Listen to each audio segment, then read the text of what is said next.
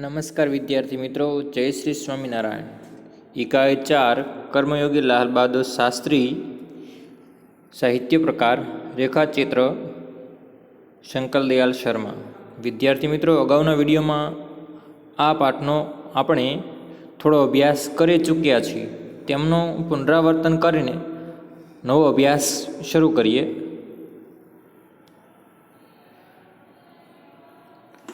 ગુજરાતીમાં અનુવાદ કરીએ કે શાસ્ત્રીજીના નામ સાથે કર્મયોગી વિશેષણ જોડવું ખરેખર યોગ્ય છે, કારણ કે એમનું આખું જીવન કર્મોથી ભરેલું હતું। શાસ્ત્રીજી સામાન્ય પરિવારમાંથી આગળ વધીને દેશના પ્રધાનમંત્રીના મહત્વપૂર્ણ પદ સુધી પહોંચ્યા, તેનું રહસ્ય તેમના કર્મયોગીપણામાં જ રહેલું છે। તેઓ ભાગ્યના ભરોસે બેસી રહેનારા લોકોમાંના નહોતા, જેમને અચાનક ક્યારેક સફળતા મળી જાય છે। તેઓ એવા લોકોમાં હતા જેઓને પોતાની હાથની રેખાઓને બદલે પોતાના ચિંતન અને કર્મની શક્તિ પર વધુ ભરોસો હોય છે, તથા જેઓ કર્માનુસાર પોતાના જીવનની કેડી કંડારતા આગળ વધે છે। શાસ્ત્રીજી માટે કર્મ જ સર્વોપરી હતું, તેના પ્રત્યે તેઓ કોઈ પણ ફળની આશા રાખ્યા વિના સમર્પિત હતા। જ્યારે પણ તેમને ફળ પ્રાપ્તિનો અવસર મળતો ત્યારે તેમણે એની ઉપેક્ષા જ કરી। તેમનું જીવન દર્શન ગીતાના નિષ્કામ કર્મયોગી જેવું હતું। આથી હું માનું છું કે તેમને ફક્ત કર્મયોગીના બદલે નિષ્કામ કર્મયોગી કહેવા વધુ યોગ્ય છે। પોતાના ઉદ્દેશ્ય પ્રત્યે દ્રઢ આસ્થા અને એ ઉદ્દેશ્યને પ્રાપ્ત કરવા માટે કર્મ તથા એ કર્મ પ્રત્યે સંપૂર્ણ સમર્પણ, આ ત્રણ વાતો એમના સંપૂર્ણ ચરિત્ર તથા જીવન દર્શનમાં વણાયેલી છે। પોતાના એક ભાષણમાં તેમણે આ જ વિચાર વ્યક્ત કરતા કહ્યું હતું, ભલે આપ રાજકારણ ક્ષેત્ર, સામૂહિક ક્ષેત્ર કે અન્ય કોઈ ક્ષેત્ર કાર્ય કરતા હો, જો તમે તેમાં સફળ થવા ઈચ્છતા હો, પોતાની જવાબદારીઓ સંપૂર્ણપણે નિભાવવા માંગતા હો, તો તમારા કાર્ય અને સમર્પણ તથા ભક્તિ અને કર્મમાં સમન્વય થવો જોઈએ। હું શાસ્ત્રીજીની સફળતાનું રહસ્ય તેમના આ મહત્વપૂર્ણ ચિંતનમાં જ માનું છું। સાથે એ પણ માનું છું કે કોઈ પણ વ્યક્તિ, સમાજ અને દેશના વિકાસનું રહસ્ય આ જ ભક્તિ અને કર્મના સિદ્ધાંતમાં છુપાયેલું છે। શાસ્ત્રીજીનું સંપૂર્ણ જીવન શ્રમ, સેવા, સાદગી અને સમર્પણનું અનુપમ ઉદાહરણ છે। તેમના આ ગુણ ફક્ત એમના કાર્યો અને વિચારોમાં જ વ્યક્ત નહોતા થતા, પણ તેમને જોવાથી જ આ સર્વભાવોનો અહેસાસ થઈ જતો હતો। તેમના વ્યક્તિત્વમાં વિચારોનો અનોખો સમન્વય થતો હતો। તેઓ જે કંઈ પણ કહેતા હતા તે કરતા હતા। જે કંઈ પણ કહેતા હતા તે એકમાત્ર રાષ્ટ્રલાભની ભાવનાથી પ્રેરિત થઈને કરતા। મને લાગે છે કે આ એમના ચરિત્રની એક મોટી વિશેષતા હતી, જેના કારણે દેશવાસીઓ તેમનો વિશ્વાસ કરતા હતા અને તેમને ચાહતા હતા। પંડિત નહેરુના સમૃદ્ધ રાજનીતિક વારસાને સંભાળવા અને આગળ વધારવાનું કામ બહુ અઘરું હતું, પણ દેશે એ વખતે સ્પષ્ટ જોયું કે તેને સંભાળવાની તાકાત શાસ્ત્રીજીમાં છે, અને શાસ્ત્રીજીએ પોતાના નિર્મળ ચરિત્ર અને દ્રઢ સંકલ્પ શક્તિ વડે તેમની એ આશાને પૂર્ણ કરી। શાસ્ત્રીજીની સૌથી મોટી વિશેષતા એ હતી કે તેઓ એક સાધારણ પરિવારમાં જન્મ્યા હતા। સાધારણ પરિવારમાં જ તેમનું પાલન પોષણ થયું હતું, અને જ્યારે તેઓ દેશના વડાપ્રધાન જેવા મહત્વપૂર્ણ પદે પહોંચ્યા ત્યારે પણ સાધારણ જ રહ્યા। વિનમ્રતા, સાદગી, સરળતા તેમના વ્યક્તિત્વમાં એક વિશિષ્ટ પ્રકારનું આકર્ષણ ઉત્પન્ન કરતી હતી। આ દ્રષ્ટિએ શાસ્ત્રીજીનું વ્યક્તિત્વ બાપુના વધુ નજીક હતું। બાપુથી પ્રભાવિત થઈને પછી તેઓ એ બાપુની નજીક જાય છે। બાપુથી પ્રભાવિત થઈને જ સન 1921માં તેમણે પોતાનો અભ્યાસ છોડ્યો। શાસ્ત્રીજી પર ભારતીય ચિંતકો ડૉક્ટર ભગવાનદાસ તથા બાપુનો એવો પ્રભાવ રહ્યો કે જીવનભર તેઓ એ જ આદર્શો પર ચાલતા રહ્યા તથા અન્યોને પણ એ માટે પ્રેરણા આપતા રહ્યા। શાસ્ત્રીજી વિશે મને બાઇબલની એક ઉક્તિ બિલકુલ સાચી જણાય છે કે વિનમ્ર જ પૃથ્વીના વારસદાર બનશે। શાસ્ત્રીજી આપણા દેશના સ્વતંત્ર સંગ્રામમાં પ્રવેશ કર્યો ત્યારે તેઓ એક શાળાના વિદ્યાર્થી હતા। તે સમયે તેમની ઉંમર 17 વર્ષની હતી. ગાંધીજીના આહવાન તેઓએ શાળા છોડી. ત્યારબાદ કાશી વિદ્યાપીઠમાં તેમણે પોતાનું શિક્ષણ પૂર્ણ કર્યું. તેમનું મન સદાય દેશની આઝાદી અને સામાજિક કાર્યોમાં જોડાયેલું રહ્યું. પરિણામે સન 1926માં તેઓ લોકસેવા મંડળમાં સામેલ થયા અને તેના આજીવન સભ્ય રહ્યા. તેમાં સામેલ થયા બાદ શાસ્ત્રીજી ગાંધીજીના વિચારોના અનુરૂપ અછૂતોદ્ધારના કામમાં પણ જોડાઈ ગયા. અહીંથી શાસ્ત્રીજીના જીવનનો એક નવો અધ્યાય પ્રારંભ થયો. સન 1930માં જ્યારે મીઠાનો કાયદો તોડવાનું આંદોલન પ્રારંભ થયું ત્યારે શાસ્ત્રીજીએ તેમાં ભાગ લીધો, જેના પરિણામરૂપે તેમને જેલમાં જવું પડ્યું. અહીંથી શાસ્ત્રીજીના જેલ યાત્રા આરંભાઈ અને સન 1942ના ભારત છોડો આંદોલન સુધી નિરંતર ચાલતી રહી. આ 12 વર્ષ દરમિયાન તેઓ 7 વાર જેલમાં ગયા.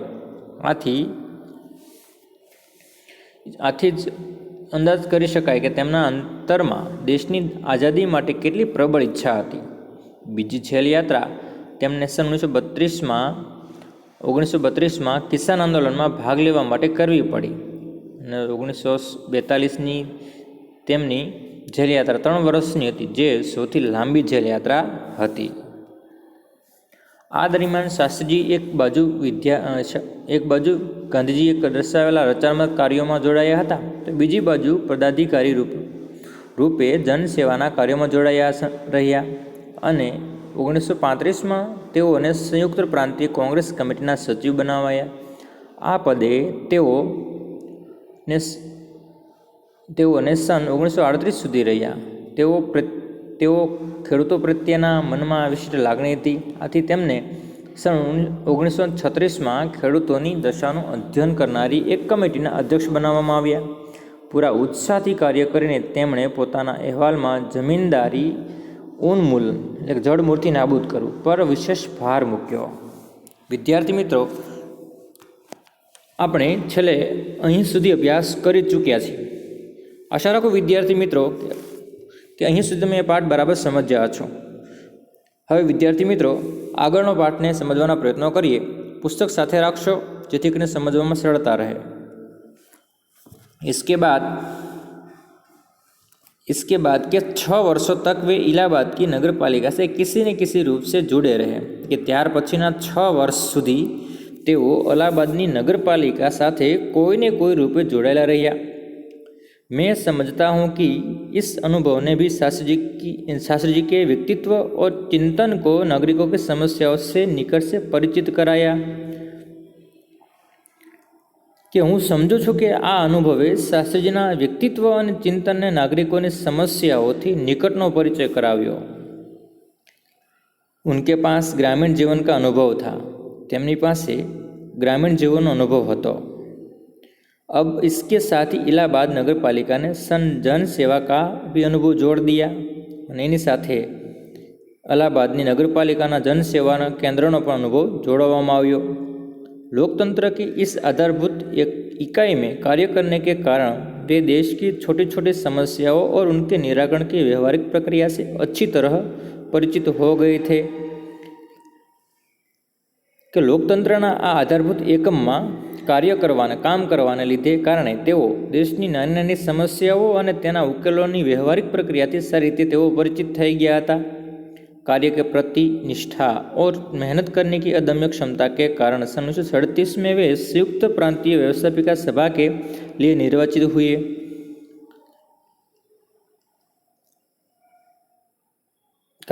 કામ કરવા પ્રત્યે તેઓ નિષ્ઠા ધરાવતા હતા અને મહેનત કરવાની અદમ્ય એવી ક્ષમતા તેમનામાં હતી અને તેમને 1937માં તેઓ સંયુક્ત પ્રાંતીય વ્યવસ્થાપિકા સભા માટે निमवामा આવ્યા. सही मायने में यहीं से शास्त्री जी के संसदीय जीवन की शुरुआत हुई, जिसका समापन देश के प्रधानमंत्री तक पहुंचने में ही हुआ. કે ખરેખર માનવામાં ન આવે પરંતુ શાસ્ત્રીજીના સંસદીય જીવનનો પ્રારંભ ત્યાંથી થયો અને દેશના પ્રધાનમંત્રી પદે પહોંચતા તેનું તે સમાપન થાય છે. शास्त्री जी को भारतीय राजनीति की इतनी सही और गहरी पकड़ थी कि श्रीमती इंदिरा गांधी ने उन्हें अपना राजनीतिक गुरु मानते हुए कहा था कि इन्हीं के मार्गदर्शन में मेरा राजनीतिक जीवन शुरू हुआ। શાસ્ત્રીજીના ભારતીય રાજનીતિની એટલી યોગ્ય અને ઊંડાણપૂર્વકની એની પકડ હતી કે શ્રીમતી ઇન્દિરા ગાંધી તેમને પોતાના રાજકીય ગુરુ માનતા હતા અને તેઓ કહે છે કે તેમના માર્ગદર્શન હેઠળ જ મારું રાજનીતિક જીવન શરૂઆત થયું। देश की आज़ादी के बाद उत्तर प्रदेश तथा केंद्र सरकार में शास्त्री जी भिन्न भिन्न पदों पर रहे। देश की आज़ादी पछी उत्तर प्रदेश तथा केंद्र में शास्त्री जी अलग अलग पदों पर रहा। उत्तर प्रदेश में उन्हें गृह मंत्री बनाया गया और उत्तर प्रदेश में तेमने गृह प्रधान बनाववामां आव्या। बाद में पंडित नेहरू के अनुरोध पर वे केंद्र में आ गए। केंद्र में उन्होंने रेल और परिवहन, संचार, वाणिज्य, उद्योग और गृह जैसे महत्वपूर्ण मंत्रालयों में भी मंत्री पद संभाला। અને ત્યાર પછી પંડિત નેહરુની ઈચ્છાથી તેઓ છે એ કેન્દ્રમાં આવ્યા અને કેન્દ્રમાં તેમણે રેલવે અને પરિવહન, સંચાર, નાણાં, ઉદ્યોગ અને ગૃહ જેવા મહત્ત્વના અગત્યના મંત્રાલયોના મંત્રીપદ સંભાળ્યા। इन पद पर रहते हुए शास्त्री जी ने अपनी जिस प्रशासकीय दक्षता का प्रमाण दिया वह हमारे देश के लिए एक उदाहरण है कि आ पदों पर रहता रहीने शास्त्री पोतानी प्रशासकीय काम करवानी दक्षतानुं तेने प्रमाण आप्युं ते आपणा देश माटे एक दृष्टांत बनी रहे छे। अपने मंत्रालयों में कार्यों में उनका दृष्टिकोण अत्यंत व्यवहारिक तथा सभी प्रकार की औपचारिकताओं से परे होता था कि पोतानुं काम करवानी जे मंत्रालयों में जे कार्य सौंपवामां आवे तेनो दृष्टिकोण अत्यंत व्यवहारिक हतो तथा सर्व प्रकारनी औपचारिकताथी वेगळो हतो। वे अपने को कभी भी अपने पद के कारण ऊंचा नहीं मानते थे। उनकी बड़ी सीधी सी धारणा थी कि वे जनता के शासक नहीं बल्कि जनता के सेवक हैं। ऐसी भावना से कार्य करने के कारण उन्हें अपने मंत्रालय में तो लोकप्रियता मिली ही साथ सारे देश में भी लोकप्रियता मिली। तेओ क्यारेय पोताना पदना कारणे पोताने ऊंचा नहोता मानता अने तेमनी मान्यता एवी हती कि तेओ जनताना शासन करनारा नहीं पण सेवक छे। आवी भावनाथी काम करवाने लीधे ते पोताना मंत्रालयमां अने आखाय देशमां लोकप्रिय बन्या।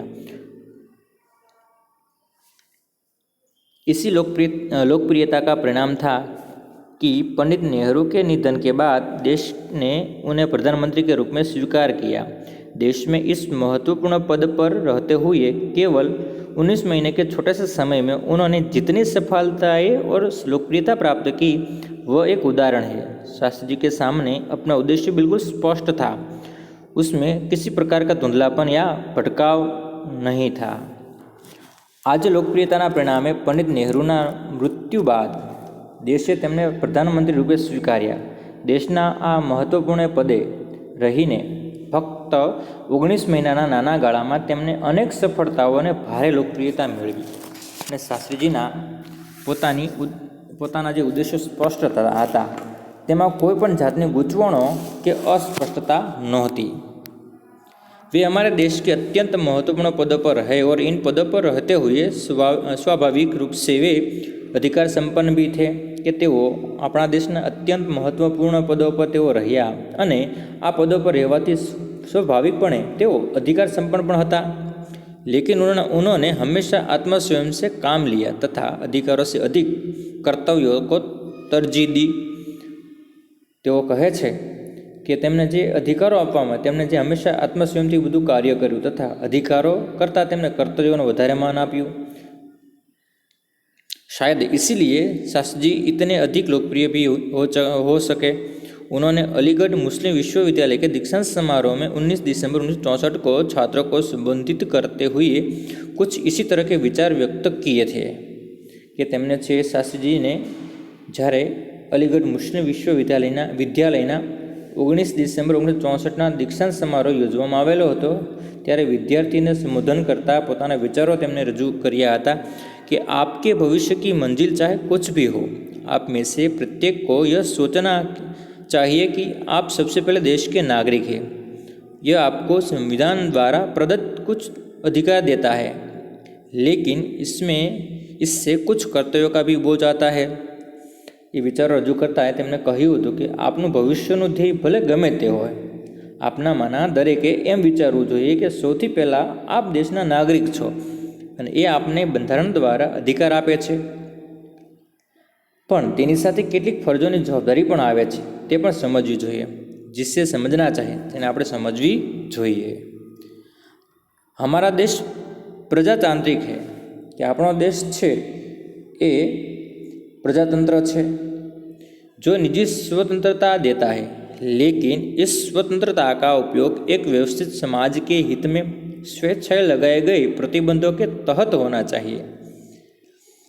कि જે આપણે વ્યક્તિગત સ્વતંત્રતા આપે છે, પણ આ સ્વતંત્રતાનો ઉપયોગ એક વ્યવસ્થિત સમાજના હિતમાં સ્વેચ્છાએ સ્વીકારેલા પ્રતિબંધોને હેઠળ થવો જોઈએ। अधिकार, कर्तव्यों और आत्मस्वयं के बारे में यह अत्यंत महत्वपूर्ण बात शास्त्री जी ने कही थी, जिसे आज याद करने की जरूरत है। कि अधिकार, कर्तव्यों और आत्मस्वयं विषे अत्यंत अगत्यनी बात शास्त्रीजीए कही थी, जेने आज याद करवानी जरूर है। विद्यार्थी मित्रों, आशा राखूँ कि तमने आ पाठ बराबर समझायो हशे। घरे बेसीने आ पाठने वाँचजो।